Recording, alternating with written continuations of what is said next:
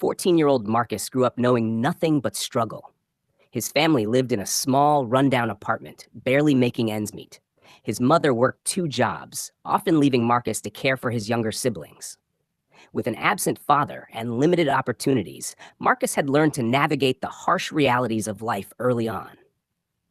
Despite his circumstances, Marcus had a strong moral compass. He was known in the community as the kid who helped elderly neighbors carry groceries or fix broken bicycles for free.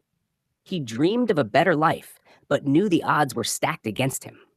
School was a challenge, not because he lacked intelligence, but because he often had to skip classes to earn extra money doing odd jobs. On the streets, trouble was never far.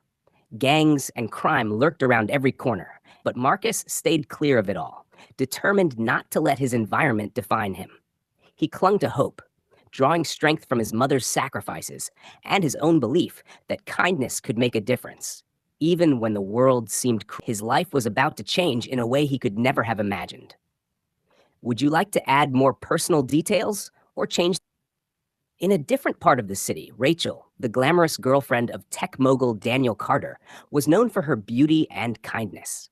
Despite her life of luxury, Rachel often felt trapped in the constant whirlwind of parties, social obligations, and the media's glare. One evening, after attending a charity gala, she decided to take a quiet drive alone to clear her mind.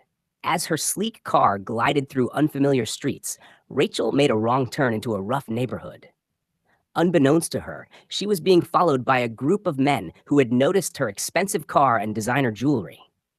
When her car stalled at a dimly lit intersection, panic set in as the men surrounded her vehicle, banging on the windows and demanding she step out. Rachel's heart raced as she fumbled with her phone, but in her panic, she dropped it onto the floor of the car. She screamed for help, but the streets were eerily silent. The men smashed the window, yanking the door open as she tried to fight them off. It seemed there was no way out until a brave voice cut through the chaos. "Hey! Leave her alone," Marcus shouted as he emerged from the shadows, gripping an old metal pipe. At just 14, he was outnumbered and undersized, but his fearless presence caught the attackers off guard.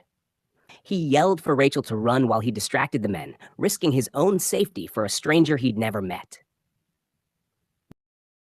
Here's an expanded version of the heroic rescue. Marcus didn't wait for the attackers to make their next move. Swinging the metal pipe in his hand, he shouted louder, drawing their attention away from Rachel. "You want to fight?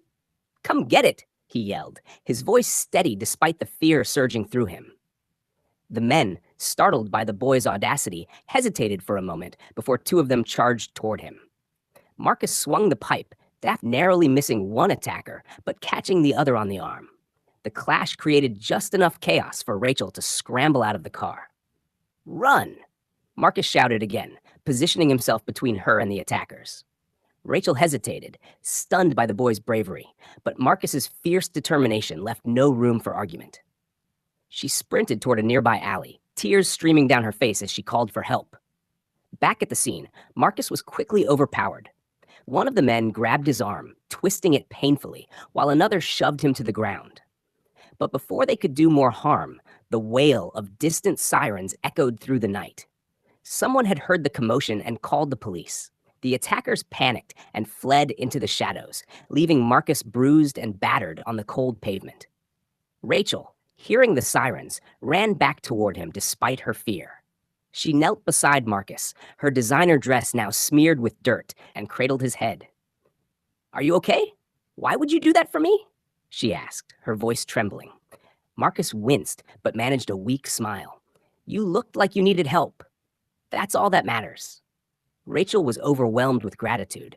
She helped Marcus to his feet, insisting on taking him to safety. Together, they walked toward the flashing lights of the approaching police cars. "Would you like me?" Here's an expanded version of the girlfriend's gratitude. Once they reached safety, Rachel refused to leave Marcus's side.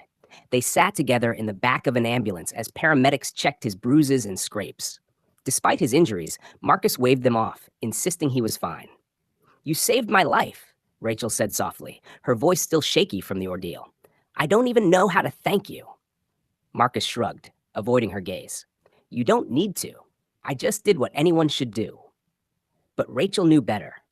She had seen how most people in the world would look the other way, too absorbed in their own lives to step in. This boy, who had nothing to gain and everything to lose, had risked his life for her. "Do you have family nearby? I want to let them know you're okay," Rachel asked, trying to learn more about her young savior. Marcus hesitated. "My mom's probably at work. She won't be home until late." Rachel noticed the tired look in his eyes, the worn-out sneakers on his feet, and the patched-up hoodie he wore. It was clear that life hadn't been easy for him, yet his heart was full of kindness. "Let me take you home," she insisted. "It's the least I can do." Marcus reluctantly agreed, more concerned about getting back to his siblings than accepting any gesture of gratitude. As they drove through the city in Rachel's now repaired car, she asked him questions about his life. By the time they reached his neighborhood, she felt a deep respect for the boy sitting beside her. When she pulled up to his building, Rachel handed Marcus a card with her number. "I want you to call me if you ever need anything, okay? Promise me." Marcus nodded, tucking the card into his pocket. "Thanks, but I don't really need anything. Just glad you're safe."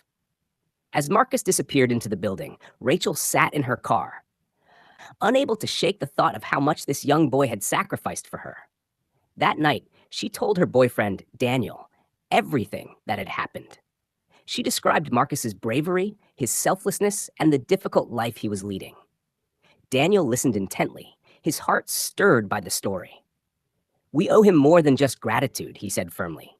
"We're going to change that boy's life." Would you like to delve more into Rachel and Marcus's conversation? Or should we move to the next part? Version of the millionaire's generosity. The next morning, Marcus was back to his usual routine, helping his younger siblings get ready for school and preparing for another day of odd jobs. He didn't think much about the previous night, brushing it off as just another challenge in a tough life. But as he stepped outside, his entire block was buzzing with excitement. Parked in front of his building was a sleek black car, and standing beside it was none other than Rachel and her boyfriend, Daniel Carter, one of the richest men in the city. Marcus froze, unsure of what to do. He watched as Daniel approached him, towering yet warm and approachable. "Marcus," Daniel said with a smile, extending his hand. "I've heard a lot about you. My name is Daniel Carter. I believe you saved someone very important to me." Marcus hesitated before shaking his hand. "I just did what anyone would do," he said, his voice quiet. Daniel laughed gently. "I think you and I both know that's not true. What you did was extraordinary, and it showed a bravery most adults don't even have." Rachel stepped forward, beaming at Marcus. "I told Daniel everything. We both agreed. We want to help you, Marcus. You deserve more than just a thank you." Marcus looked confused. "I don't need anything. Really, I'm fine." But Daniel wasn't taking no for an answer. He gestured toward the car, where two men in suits stepped forward, holding several documents and a set of keys. "Marcus, I'm giving you a trust fund worth $75 million. It's not just for you. It's for your family, your education, your future. I've also set up a scholarship so you can go to any school you want, and I'm arranging for your family to move into a better home. This is my way of saying thank you for what you've done." Marcus's jaw dropped. "What? That's too much. I don't even know what to do with that kind of money." Daniel placed a reassuring hand on Marcus's shoulder. "Don't worry, I'll help you figure it out. But more than anything, I want you to know that your kindness and courage didn't go unnoticed. You changed Rachel's life, and now it's our turn to change yours." Rachel chimed in, tears in her eyes. "You didn't hesitate to help me when I was in danger, even though you had nothing to gain. You're one of the most incredible people I've ever met, Marcus. This is the least we can do." Overwhelmed with emotion, Marcus could barely speak. His entire life had changed in an instant, and for the first time, he felt like he and his family had a real chance at a brighter future. Would you like me to expand on Marcus's reaction or show how his life changes afterward? Version of conclusion, a new chapter. Months later, Marcus's life had transformed in ways he could have never imagined. His family had moved into a spacious new home in a safe neighborhood. For the first time, they had more than enough. food in the fridge, warm clothes for the winter, and the assurance that they wouldn't have to struggle to make ends meet. Marcus was now enrolled in a private school where he excelled in his studies. His sharp mind and natural leadership abilities quickly earned him the admiration of his teachers and peers. While he initially felt out of place among wealthy classmates, Marcus never lost the humility that defined him. He spent his free time helping others, organizing community drives, and mentoring younger kids in his old neighborhood. Daniel and Rachel stayed in close contact with Marcus and his family. Daniel became a mentor, teaching Marcus about finance, leadership, and philanthropy. "You're not just wealthy now," Daniel told him one day. "You have the power to make a difference. Never forget where you came from and use your resources to lift others." True to Daniel's advice, Marcus began funding programs for underprivileged kids in his community. He set up after-school programs, scholarships, and mentorship opportunities, ensuring others like him had the support they needed to succeed. One day, as Marcus stood in front of a group of kids at a community center he had funded, he reflected on how far he had come. He shared his story of struggle, bravery, and generosity, inspiring the next generation to believe in themselves and the power of kindness. Rachel and Daniel, watching from the back of the room, exchanged proud smiles. "We made the right choice," Rachel whispered. As Marcus closed his speech, the audience erupted in applause. He looked out at the crowd, his heart full of gratitude. The boy who once thought the world had forgotten him was now a symbol of hope and resilience. Marcus's journey was far from over, but one thing was certain. His act of courage had not only saved a life, but had also unlocked a future filled with endless possibilities for himself, his family, and his community.